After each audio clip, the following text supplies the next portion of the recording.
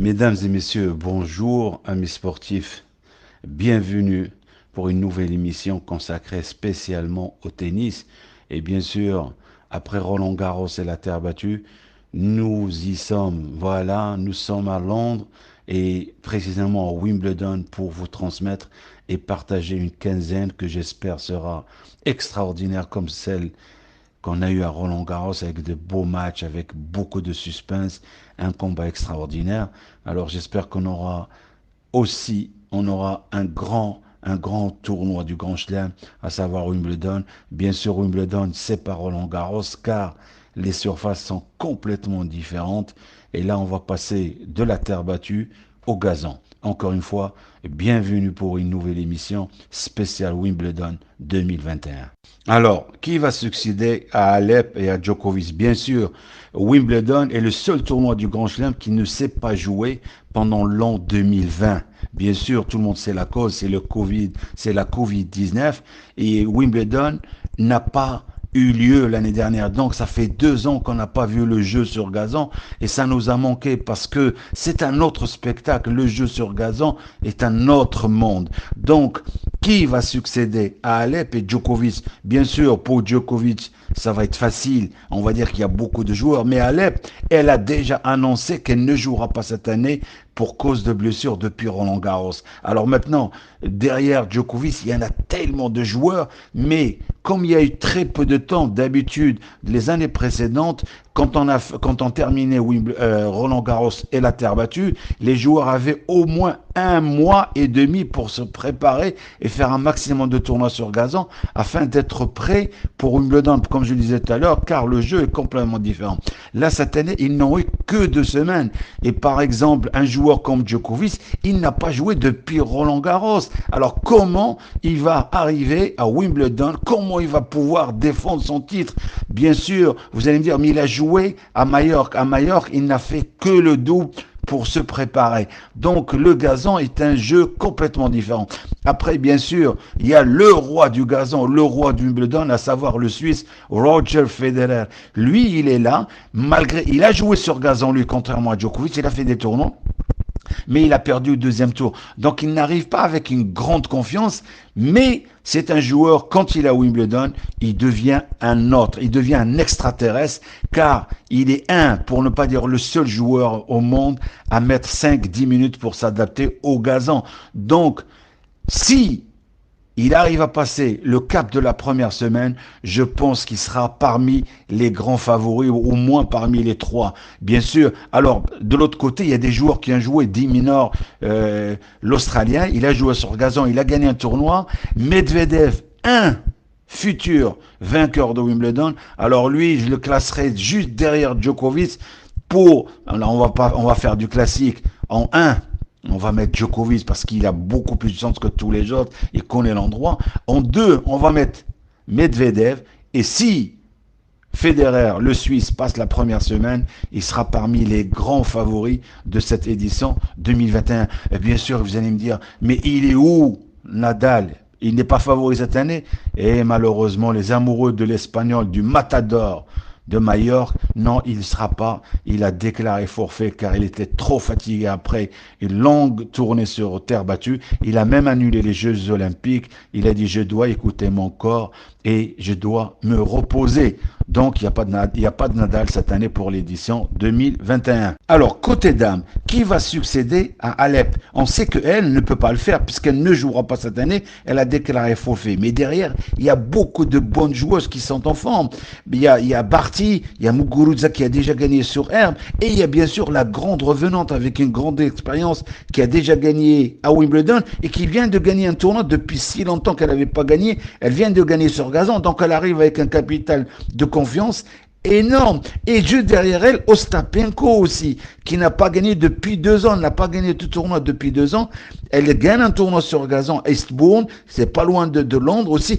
Donc, elle arrive aussi avec un capital de confiance. Après, derrière, il y a beaucoup de joueurs. Il y a Sabalenka, il y a Barty, l'Australien, il y a beaucoup de bonnes joueuses. Mais c'est une année spéciale.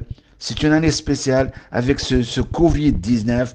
Donc, c'est très difficile de donner un pronostic plus ou moins proche de la réalité, mais on va dire, on va attendre le passage de la première semaine, et là, on pourra voir quels sont les joueuses ou joueurs avec un grand potentiel pour gagner le tournoi Wimbledon 2021. Oui, bien sûr. Le gazon n'est pas la terre battue. La terre battue, c'est un jeu où il faut être patient, il faut rester au fond du court. On n'a pas besoin d'un grand service, on n'a pas besoin d'un grand retour pour gagner Roland-Garros. Il suffit d'avoir un grand mental, un grand physique et beaucoup de balles qui rebondissent très haut avec une grande marge de sécurité par rapport au filet et on peut gagner. Alors que Wimbledon, c'est un jeu complètement différent.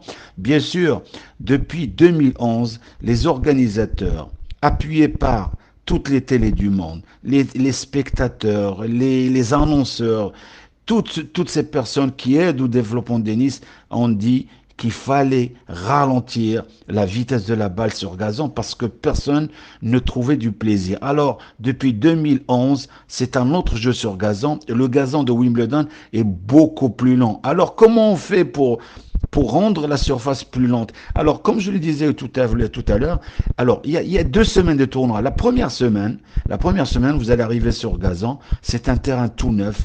Il y a pratiquement pas, on voit pas de sable, on voit pas de terre, on voit que du gazon. Parce que les joueurs ne jouent pas beaucoup sur le court où il y a le tournoi de Wimbledon.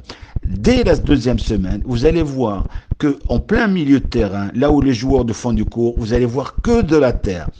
Côté volée, vous allez voir que de la terre, même côté ramasseur, parce que les ramasseurs courent aussi et glissent par moments. Vous allez voir de la terre qui commence on voit plus de gazon. Donc c'est un autre jeu. Le jeu va être beaucoup plus lent. Donc les organisateurs ont ralenti la surface en mettant du gazon un peu plus gros et plus lent que d'habitude. Alors, comment on ralentit le jeu sur terre battue? Eh ben, en arrosant un peu plus avec beaucoup d'eau. C'est pour ça que quand il pleut, les terrains sur terre battue deviennent beaucoup plus lents et la balle perd beaucoup de sa vitesse. Alors, côté dur aussi, ça c'est une information pour les amateurs et les amoureux du tennis. Alors, sur dur, cette année à l'Open d'Australie, ils ont voulu que la balle aille plus vite pour avantager les joueurs australiens. Ben, qu'est-ce qu'ils ont fait? Ils ont passé juste une couche de peinture et voilà. Alors que on parlait pendant le master de Paris-Bercy en court couvert rapide. Alors qu'est-ce qu'ils ont fait pour favoriser un jeu spectaculaire et que la balle perde de sa vitesse? Eh bien, ils ont rajouté un petit peu de sable dans la peinture et ça donne, plus on veut mettre la balle lente, plus on mettra du sable dans cette peinture et ça donne une surface plus ou moins lente. C'est pas lent, mais c'est pas rapide comme on pourrait l'imaginer. Donc ça, c'est la grande différence. Et voilà. Donc on va assister à des matchs très très spéciaux. Donc que le spectacle commence parce qu'on a vraiment envie. Ça fait 2 ans qu'on n'a pas vu de match à Wimbledon et tous les amoureux de tennis parce que le tennis a été créé à Wimbledon. Le tennis est sorti de Londres. Donc c'est une grande histoire. Et bien sûr, il y a une chose qui est très importante. Quand on va jouer à Wimbledon, vous n'allez jamais voir un joueur ou une joueuse rentrer sur le terrain avec une tenue de tennis qui n'est pas blanche. Le blanc, la couleur blanche est obligatoire à Wimbledon. Et bien sûr, pour terminer ce paragraphe ou cette parenthèse sur le jeu, n'oubliez pas que les joueurs ne jouent pas avec les mêmes chaussures que sur terre battue ou sur dur.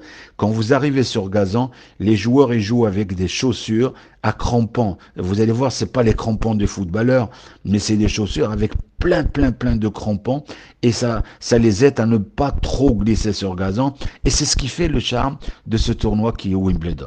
Alors pour terminer et parler un petit peu le potentiel de victoire sur gazon, un joueur qui peut gagner sur gazon n'a pas besoin d'un grand service parce que si on avait besoin que d'un grand service, ben on verrait un joueur comme Raonic, le Canadien, gagner sur gazon, on verrait Isner gagner sur gazon alors qu'il n'a jamais fait. Donc sur gazon, il faut avoir un service qui n'est pas exceptionnel, qui est bon, mais par contre, il faut avoir un grand gros tour et un grand sens de l'adaptation.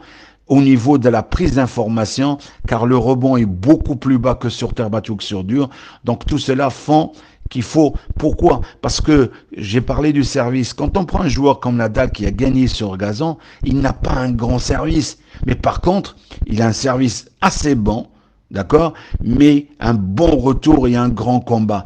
Après lui, un autre joueur qui n'a pas un grand service et qui a gagné 5 fois Wimbledon, à savoir le Suédois Björn Borg, qui a gagné 5 fois le tournoi avec un service moyen, mais par contre avec une immense qualité de retour et un sens d'adaptation et une prise d'information très très tôt. Pourquoi prise d'information très tôt?